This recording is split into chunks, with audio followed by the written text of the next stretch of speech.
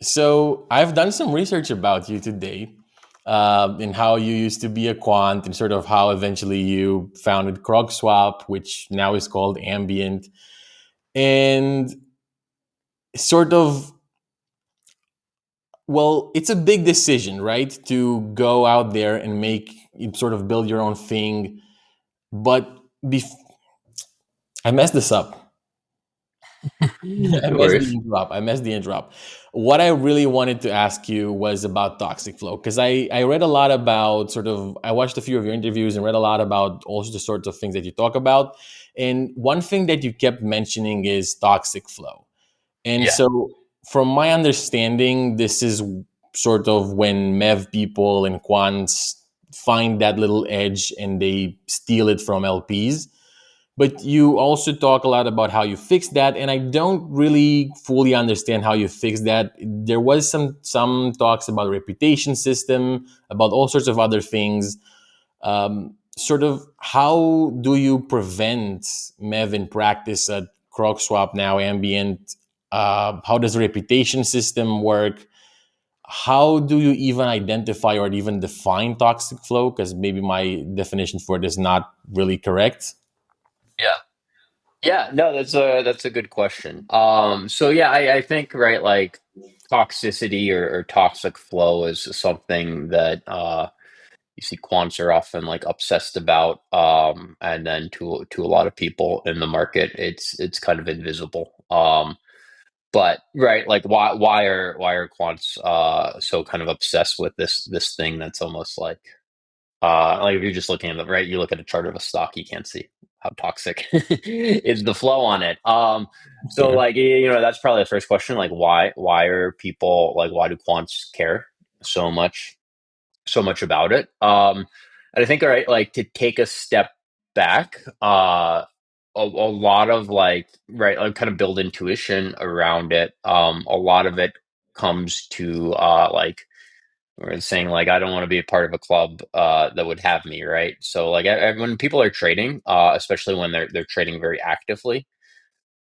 Well, I guess right when I invest in the market and I hold something for a long time, the market's not really zero sum in that sense, right? Like I Yeah. can buy a bunch of Berkshire Hathaway and sit on it for 30 years, and somebody doesn't have to lose for me to win. Fair. But if I'm the more actively I trade, the more frequently I turn things over, increasingly that becomes more of a zero sum game, especially to the extent you're trying to beat the market. And if you're trading, every day, every hour, every minute, every second, you're not going to do that just to like get the same returns you would in an index fund. So if you're trying to beat the market, kind of what's really important is right, where does that money come from? And it probably comes from somebody else, right? Like Yeah.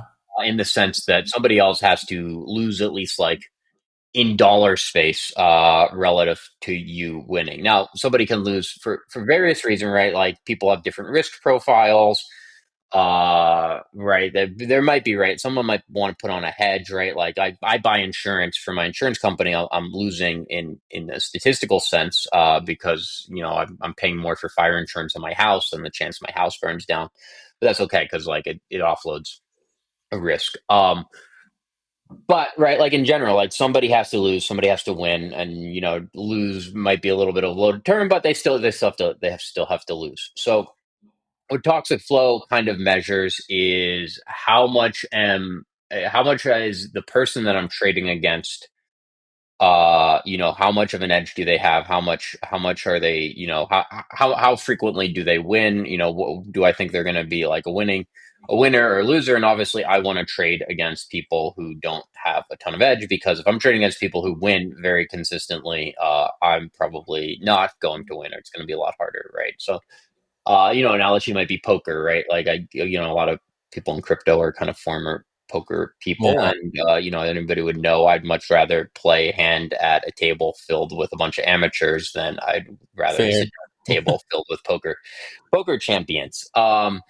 Or like insurance is a good analogy, right? Like if I am an insurance company, my toxic flow might be people who buy a policy because they know they have termites in their house already, and can make a big claim, right? So like this kind of concept exists outside tons of markets. A lot of things where people are exchanging cash flows or values, and there's uncertainty around it. Buying a used car is another one, right? Like, if somebody's selling me a used car, I want to be sure it's not a lemon. That's actually the original, going way back to like the first econ papers on this. Those are the original example. But this exists everywhere. As long as there's uncertainty, there's toxicity, or at least the potential for toxicity. And in markets, especially when you're trading at very high frequencies, there's uncertainty, right? People have different levels of information, insiders, or even just as quants, we build systems, and those systems have different sophistication. Someone has higher 10 PhDs, even though they're looking at the same data as me, right? They might be able to interpret that data much Fair. better. So anytime you have kind of uncertainty and trade, right, you have the potential for toxicity, which is kind of this fundamental I like fundamental problem. I like the poker analogy a lot because in college, this is exactly what I was doing. I was playing poker against people who I wasn't a great by any means a great poker player. I was maybe average or ever so slightly above average. But I was playing against people who were really so much worse than me and had more money than me. And I would basically make a lot of money from them, then loan back their money to them, and then make money on that again. And it would just create this cycle of me having money. And I remember when I came back from college in vacation, I had a lot more money than my parents sent me to college with. It was funny. Um, but But yeah, I mean, that's actually something very analogous happens in the markets there, right? Like, there are two ways to make money as a trading firm. One is to like be very smart, and the other is to go out and just get order flow from other places. And the order flow is non-toxic, right? Like, Citadel goes out and pays Robinhood a bunch of money to interact with their order flow because they know this is this is the equivalent of the people who aren't very good at poker. And you don't have to be the best. You just have to find the people who aren't very good to play fair, against. fair. So this is obviously sort of a problem in crypto. I've known people that have even made trades where they set slippage to 100%, and then they just trade, completely fly by night blind, which I think is insane. Not to mention what they trade in, but sort of like Ambient and CrocSwap initially, you tried to sort of fix for this, and this is what I'm trying to grasp is from a technical standpoint, because maybe you haven't looked into me as much as you definitely haven't looked into me as much as I haven't looked into you.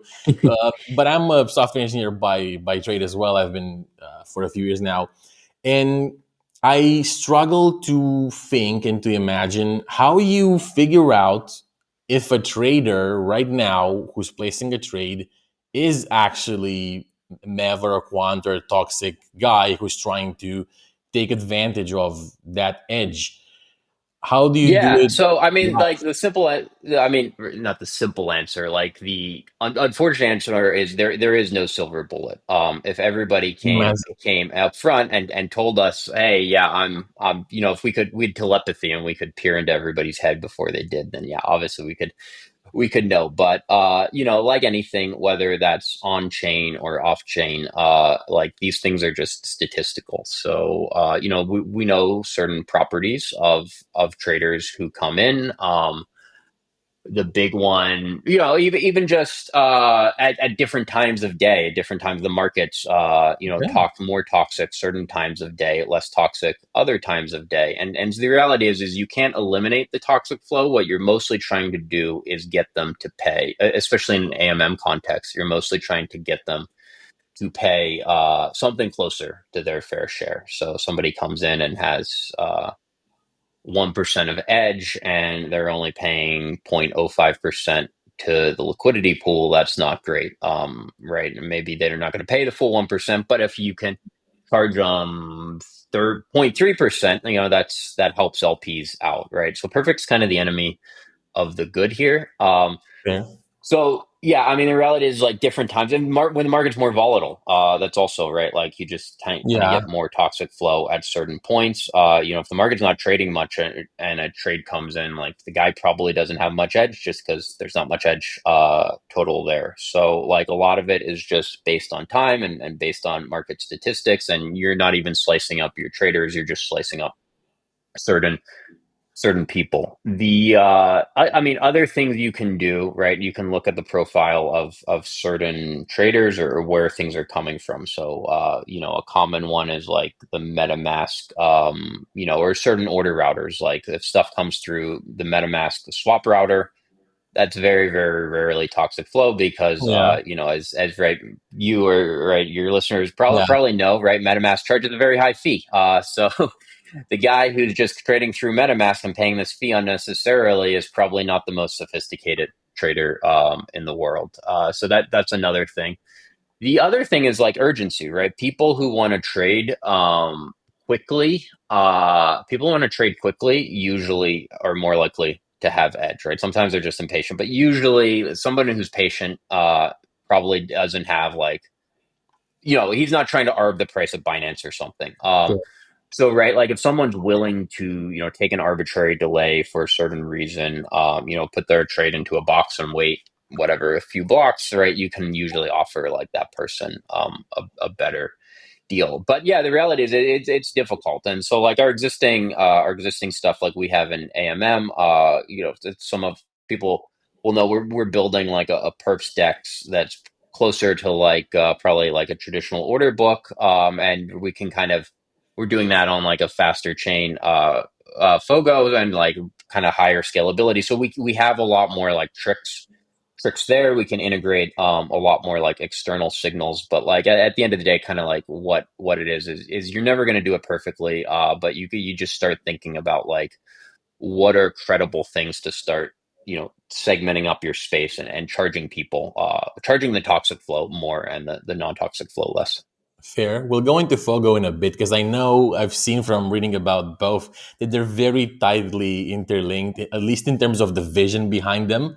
Yeah, But I'm so to do all of this statistical analysis of okay, they traded at the wrong hour and they used this router and X amount of other parameters, and that's why they're 80% toxic or whatever sort of formula you have for it. yeah. That has to happen off chain, right? That mostly has to happen off chain. And like we experimented. So look, like the chain is like a very limited computational environment. Yes, sir. So it's a It question of is. like what kind of modeling. There's two levels here. And this actually happens in like high frequency trading too, because when you're trying to trade, this isn't as relevant for on chain, but when you're trying to trade at like NASDAQ or something and you have a microsecond, right, to trade, you actually can't do a ton of computation that Yeah, fast. So often in like quant world, we think of like our modeling time, and that's like I can sit down, I can do all this analysis, I can build a model, and then I have that model, and I can put it in production time. And yeah, the model has to be. It can be complex, like what I can do to build it out, but it has to be simple to evaluate. So you might do very complex like statistics and kind of data analysis. But you might, right, like have a very simple model. If it's this time of day, this is the fee. If it's coming from like this address, this is the fee. Those are relatively simple to evaluate. Now, that was interesting from the perspective of decentralization. Like how decentralized is like that model building, like who builds it, right? Like if someone's malicious, they could just build a yeah, model saying, oh, I always get zero fees and everyone else gets really high fees. So yeah, there's some like tricky problems around that. Very early on, even kind of before they blew up, we were like very interested in like TEs and all of that stuff, because one way we think about this stuff is like what's the blast radius of like this, if something gets hacked or something goes bad, like what's the yeah, worst that can happen. AMMs have a really nice property where it like the fee part, you can be a little bit further out on the risk curve, because if like for some reason the fee part is exploited, there's a 0 day in like Intel SGX or something. The worst thing somebody can do is get zero fees for trades, which are not great, but that's not stealing the capital versus yeah. like the underlying capital is in and XYK or like style pool, and that's even if the fee component is compromised, if the other part is in pure smart contracts, you can be very secure on the underlying capital. So we've thought about it in kind of a lot of different ways. I think there's kind of interesting things you can do there.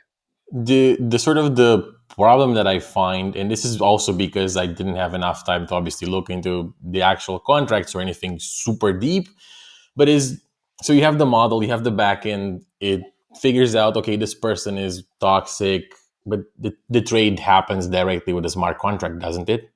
So Yeah, then yeah, the trade happens with a you smart have an contract, but Oracle what problem you that can has. do is what you can usually do is like have an external and when we do have it, we have like an external system, and if a trade comes through and we've like identified that the trade actually comes through another smart contract that lowers the fee temporarily, sends it through, and then right, like raises their feedback. So you have two routes. One is like a pure permissionless system, like even if the backend is down and like we leave for Bermuda or whatever and the team disappears, right, the smart contract still exists, you can still trade on them, there's still a fee, but that fee is relatively higher, and you just want to make sure, right, like that's you want to make sure, right, that's your fee for somebody who's coming in and you don't know anything about, and so it's like your worst Okay. case fee or whatever. And then you permission people to come in, or you permission, or you have these other systems where people can kind of come in and prove that they're And that they're better. do you do this in flight, like as the transaction is in the mempool, or do you just do it historically, like this person over the past five trades they've been fine, so we're lowering their. It depends what the system, depends on the pool, depends on what the system has in place. Oftentimes it's just based on we've seen this address and we know that Okay. it's credibly non-toxic, and it might, if some address comes in and has been non-toxic and then usually, right, there's some like we know who it is in real life. So if some address comes in and starts sending a bunch of toxic flow, like yeah, you might get the bad fills for like a little bit, but you can turn it off pretty easily. Okay. The truth is that the vast majority of flow is actually non-toxic. Like the reality is, Okay. like most traders don't have edge. Like we've looked at the analysis here, and probably for like these short horizon toxicity, which is what we care about, there's probably 24 addresses that make up all the toxic flow, and the vast majority of those addresses are actually just part of one trading firm. And right, like people, they actually don't like being like public or whatever, but like people kind of know who they are. But so there's only a very small handful of players who are actually like sending you Would toxic you, so flow. you said that the vast majority of trades are not toxic. This is interesting. Would you say potentially maybe your data is wrong because people that are toxic don't necessarily use ambient because of the fees they might Yeah, incur? we've looked at it at Uniswap too. We've looked at it at Okay. most of the on-chain pools. Okay. Most of the traders who are there, most of the serious traders, will just source liquidity wherever they can. So like there is some effect there. We're not like bytecode compatible with Uniswap, so like integrating us is not it's not super trivial, but like it is not super hard to swap against us. The interface is slightly different, and I think like people would integrate. Right, like ultimately, traders are there to make money, so they want to. The good traders are there to make money, Yeah. and they want to get as much liquidity as they can. And usually, these firms are not. They're not risk constrained; they're capacity constrained. So if there's some liquidity somewhere, they're gonna Yeah. integrate with it. Fair. Fair. You mentioned that some of these firms are the price of Binance. And when I first watched a talk you did, I think it was 2 months ago, it was so interesting because I never realized you can actually do this. So for the viewers, basically, because on chain everything is relatively low latency, I think you quoted Solana at 400 milliseconds, and Binance and all the other sexes, they're much faster, much lower latency. You can get the price earlier than everybody and trade based on that and gain that arbitrage, gain that edge at times. And this is what you're trying to solve with Fogo, right? Um, there are trade-offs that you've mentioned in that talk. I watched it all. It wasn't too long. It was just 10 minutes, to be fair. It wasn't that hard to watch. Um, but sort of, there were three of them. One that is there's only one client. One that you initially at least start with only 21 handpicked validators. Fairly obvious, some centralization risk. They're sort of addressed and known issues. What is really interesting to me is the multi-local consensus that you've talked about, because obviously closer nodes, less latency, faster consensus. It sounds beautiful, but how do you actually, how, like, in practice, how does the process of electing a new location work? And also, once you've elected a location, does that mean that all of the nodes outside of that elected location are those just re-replicas, or how does this actually work in practice, basically? Yeah, that's a great question. So, like, one way to think, right, like about a like the normal way like a traditional blockchain works is you have your validator, I have my node or my validator, right, like anything. Or you might be wherever, I might be in Singapore, you might be in London, or right, like we're all over the world, and right, we're moving packet, right? We have to agree. We move packets to each other and synchronize our state by just moving packets around, right? And there's some fundamental constraint on you can only go so fast around the world. Kind of with the idea with multi-local consensus. Well, I mean, the other flip side of that is things are like super localized, and we just all pick a data center ahead of time, and we just all agree to meet up there, and you have to be in that data center. The problem with that is what happens if the data center burns down? What happens if the government that the data center is under decides it doesn't like you anymore? All right. So what happens if somebody sends people in and just stuff on the boxes?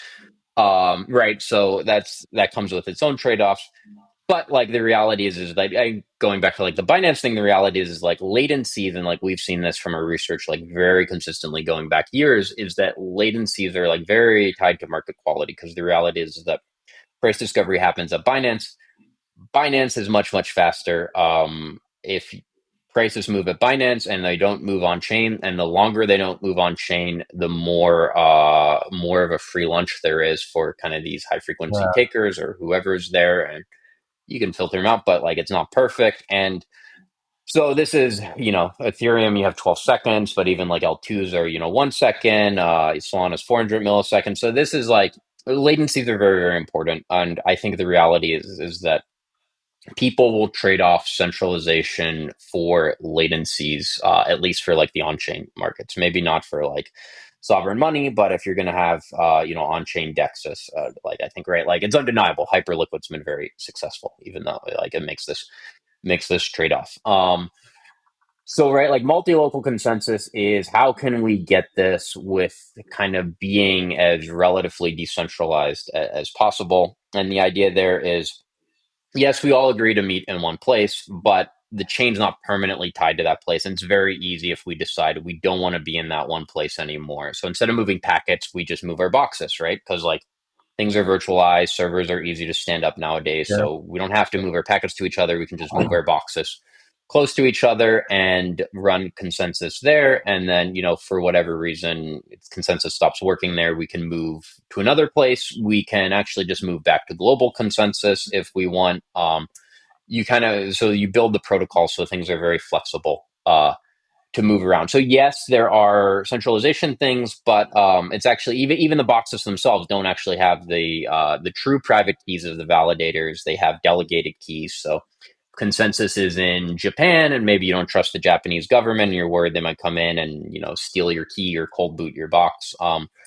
You have a delegated global key that you can keep in whatever jurisdiction you want, or even anonymously. Use VPNs to hide your IP, and in some sense that's actually very safe. And then if whatever your delegated key is compromised, your true private key is still secure, and kind of all that stuff. And then in terms of read replicas, kind of the idea is, right, consensus exist wherever consensus exists at a given moment, whether that's localized or globalized or whatever. that's where consensus exists, and everything outside of that can still access it. It can still read from consensus, but it probably can't participate in the validation process just Fair. because it's not going to be fast enough. I think that's fair. So then, so how does the election process of the location actually work? Yeah, that's a good question. Ultimately, so now, I mean, like, right, like it's just Fogo's still in test net, and these are just kind of Fair. preset now. But like the long term goal is the election process follows a two-thirds supermajority. So the validator set either has to two-thirds supermajority agree that we're all going to be in a given location. And what does that mean? That really just means like it just announces some data center, all the validators vote on it. Obviously, if you don't have a box there, you probably wouldn't vote on it, or if you have someone you can delegate to, right? Because of this delegation system, I Mhm. might be a validator that has infrastructure in New York but not Tokyo, but I'm comfortable being in Tokyo because I have someone I work with who's there. So the validators have to vote for a location, and if they can't, then they just fall back to global consensus. And kind of what one of the interesting things here is that this whole process could actually occur, in any proof of stake network. So people say, "Oh, okay, this is like a very centralized thing," but if two-thirds of the Solana validators decided we're all going to go in this one data center in Tokyo, and I say Tokyo because that's where Binance is, so Yeah, like there's a lot I to be in Tokyo. If two-thirds of us want to be in Tokyo and all the Solana validators go there and they make the blocks short enough, that's the other component of it, right? Like you also vote on like what the block times are, and you're going to make them shorter if you're in a data center. So two-thirds of the Solana validators could do this, and if you're not participating, you would just be fair. left out in the cold. So we kind of just formalized the process in protocol. I think that's yeah, that's actually true. I can't deny that. This is the most interesting part about everything that you've built that I find the most interesting because it's sort of yeah, the biggest problem was always latency, and I'm also sort of a huge fan of latency. Now you've also claimed that you guys are going to hit 40 milliseconds on a true L1 with multiple validators. This is the exact code I found. 40 milliseconds. Did you load test this? Is this like is there public evidence we can look? Yeah, there's a test net running now. So there's not a lot to do on the test net so far. We're just kind of still loading like the programs stuff. But yeah, the test net is producing blocks at 40 milliseconds right now with about a half a dozen validators running on there. But yeah, it's been interesting. So right, this is the Solana software.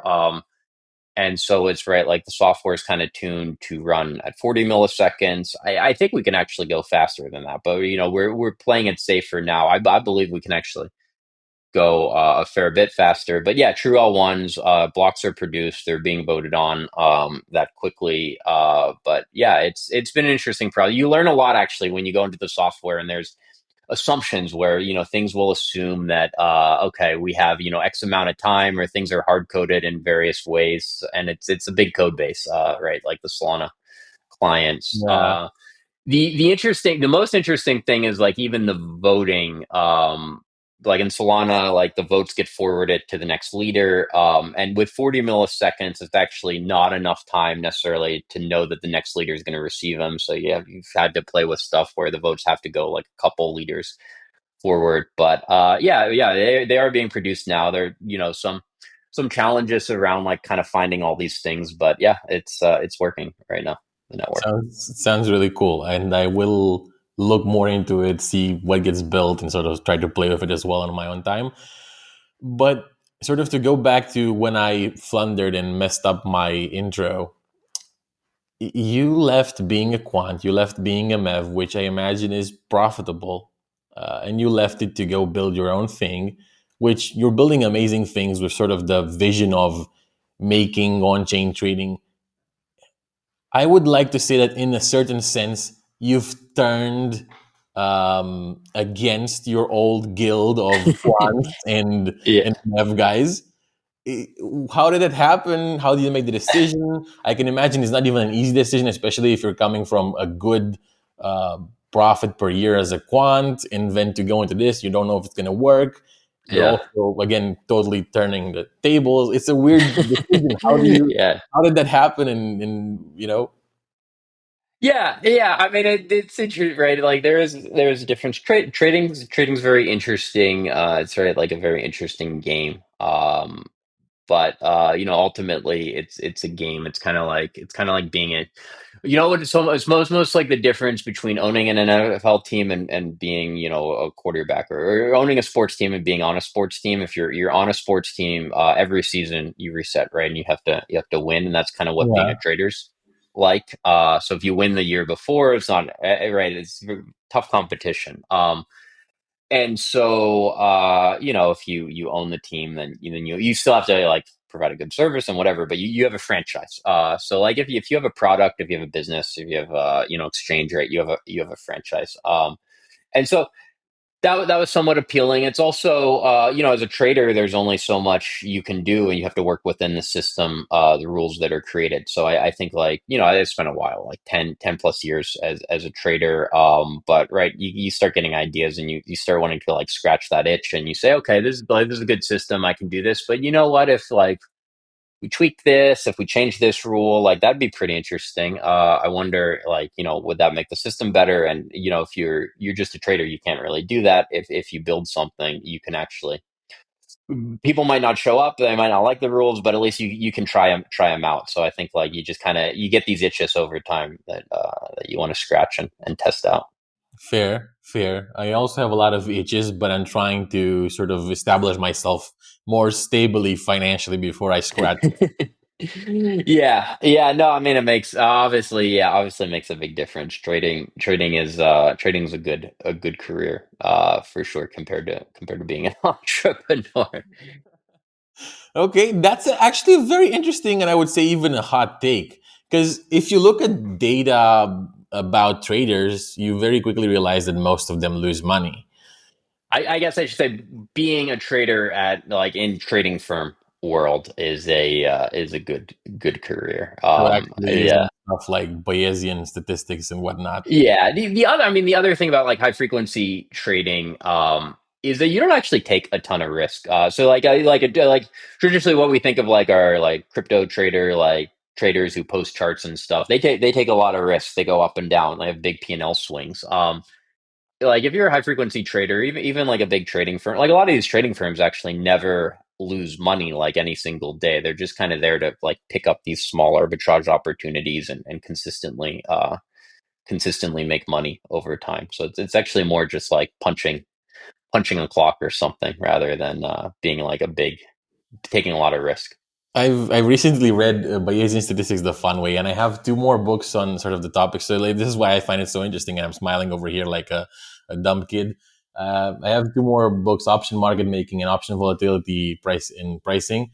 And so it's super interesting to me that you say that this is not risky. I'm guessing obviously it's not risky if you actually do it well.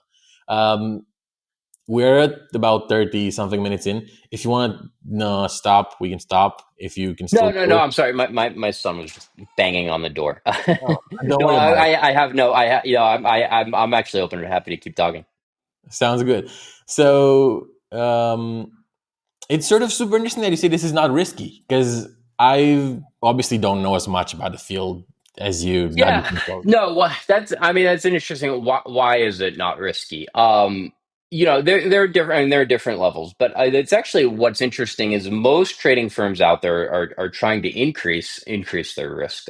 Because what happens if you're a high frequency trader is you make a lot of bets every day, right? Like you make thousands, tens of thousands of trades every single day. Each one of those trades might only have a small edge, right? You might have 51%, only 51% of your trades win. But if you, right, law of large numbers, they're all uncorrelated, or relatively uncorrelated. 10,000, you flip a coin with 51% edge 10,000 times, you're going to make money with pretty high certainty. So what's actually interesting from like a high frequency perspective is most of these firms are they're very consistently making money in trading. Their real risk is they pay a lot of money for infrastructure, for research, right? It's almost more like a business, right? Like a restaurant doesn't lose money per customer. A trading firm doesn't really lose money on a trading day, but what their risk is like their fixed costs are too high and their revenue Okay. doesn't cover it. So those are almost more like traditional businesses. As you go further out, longer and longer horizons, right, past high frequency traders, you might have like stat arb traders who hold for like an hour to a week, and they might make money most months, but they'll have some downtime. And then you have like the Paul Tudor Jones types who will take big bets, or George Soros take big bets and they swing around a lot. But that's almost a whole different skill, right? Like being a quant, Yeah. you need a lot of data to work with. So the more trades you make per day, the more amenable that is to quant analysis. If I'm betting on will this trade war be good or bad for Bitcoin, like that's something that's hard to do from like a quant perspective. That's kind of more like intuition, or right, Yeah. like that's hard to model. So Fair. Fair. Do you think it's gonna be good or bad for Bitcoin? Or do you I know? think it'd be good for Bitcoin actually. I think people Bitcoin's kind of like a good store of value when things are uncertain. I think is increasingly becoming that way. So chaos up, crypto up.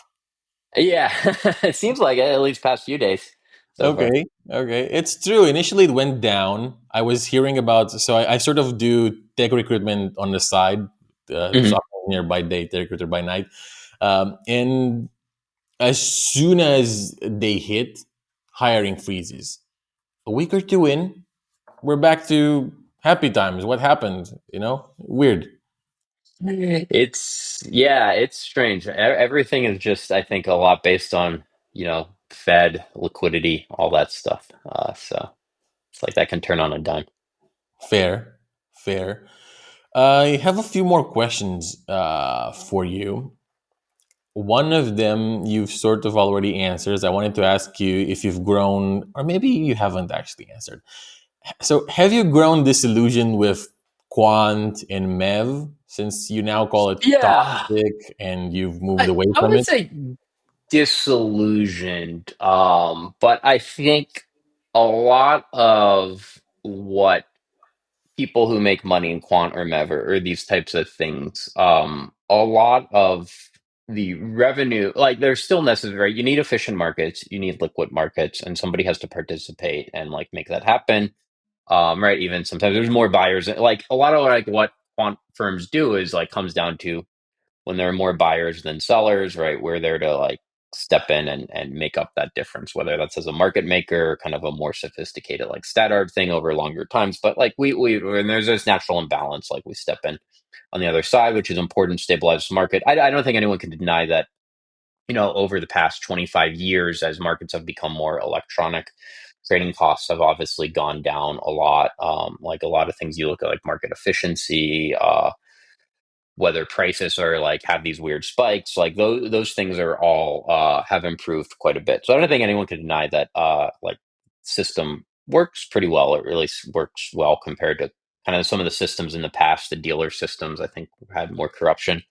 But that being said, a lot of what quants do and spend their time and effort on are mostly about winning kind of these rent-seeking zero-sum games. So I'll give you a very simple example, like in the market.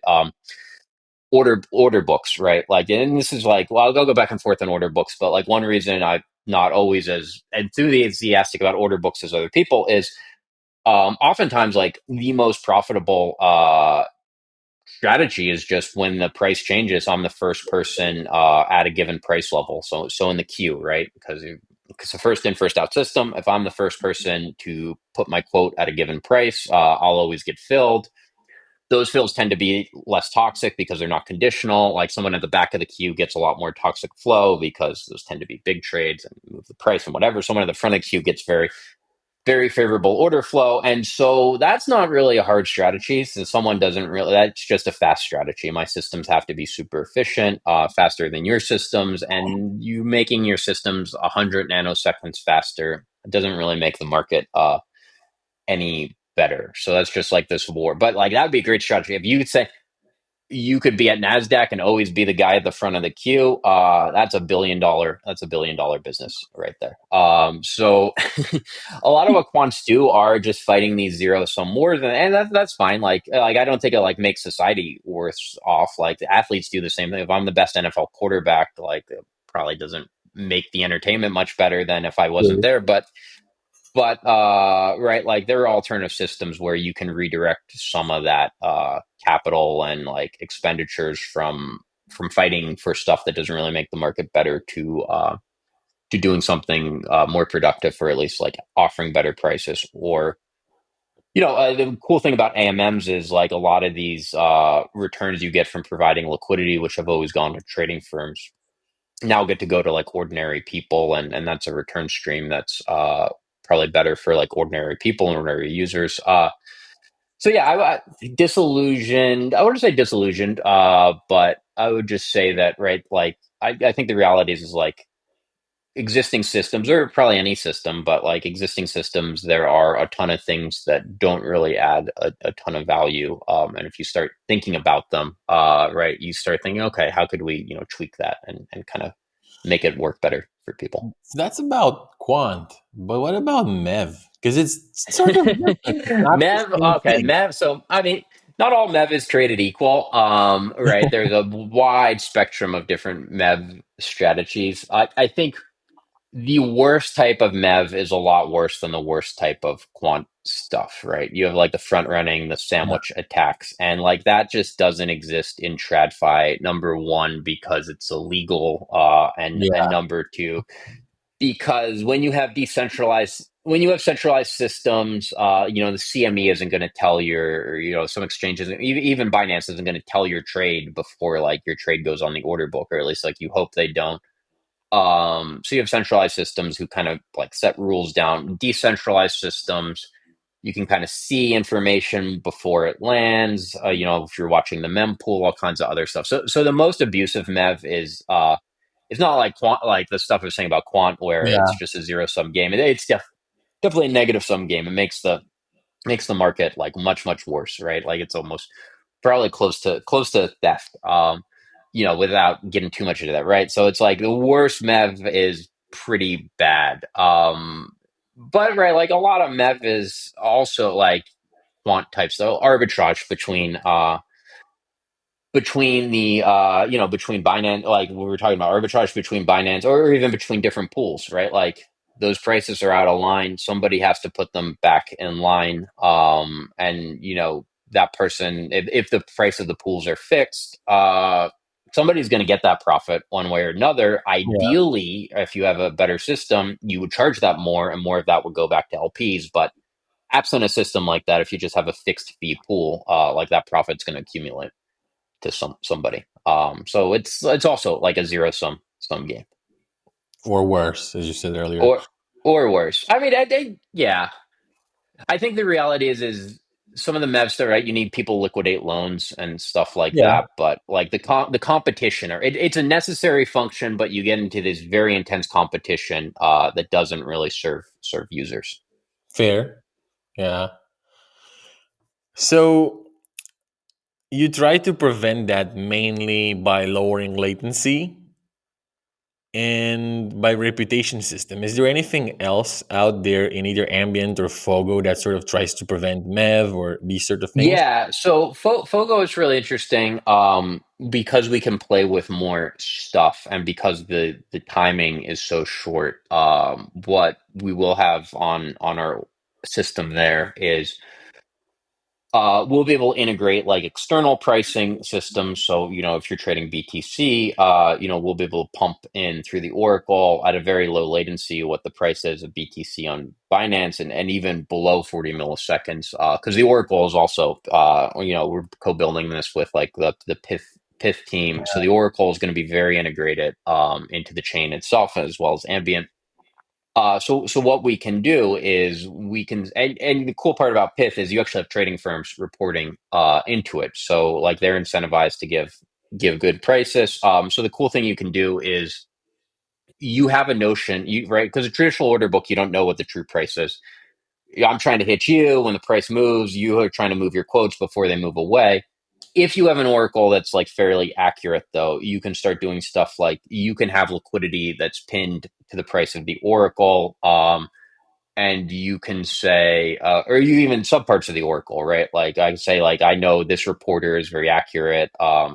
This thing, so it doesn't necessarily eliminate all of it. Someone comes in and is smarter, maybe they can be smarter than the oracle, but it eliminates a lot of the simple stuff where it's just like this is the price of Binance. Anyone who has the brain of rock can figure out what the price of Binance Yeah. is and hit Yeah. it faster. So that's really what you want. You actually want these quant firms instead of fighting over who's the first person who gets to some alpha that's very simple. You want them fighting, be smarter rather than just trying to get the simplest thing. So we're trying to incorporate the simple stuff already into the order book itself. Is this Binance arbitrage that big of a thing? I think I just It's asked that. the I question, mean, but it's that big. I mean, depends on the liquidity. It is a big thing, and it's not technically just Binance. There's Bybit, there's other sure. things. But like the reality is, Binance is a very big market. A lot of stuff Do happens you have there. numbers? Do you have stats on it? Like, can you throw a number in our face? For like DeFi, CeFi, like arbitrage, depends on the year. I think certain years will be well over like $1 billion. Wow.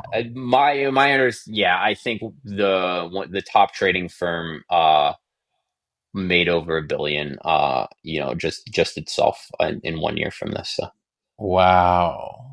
I think I might be doing a career change. yeah. Um, I think that's it for my questions. Thank you so much for coming on.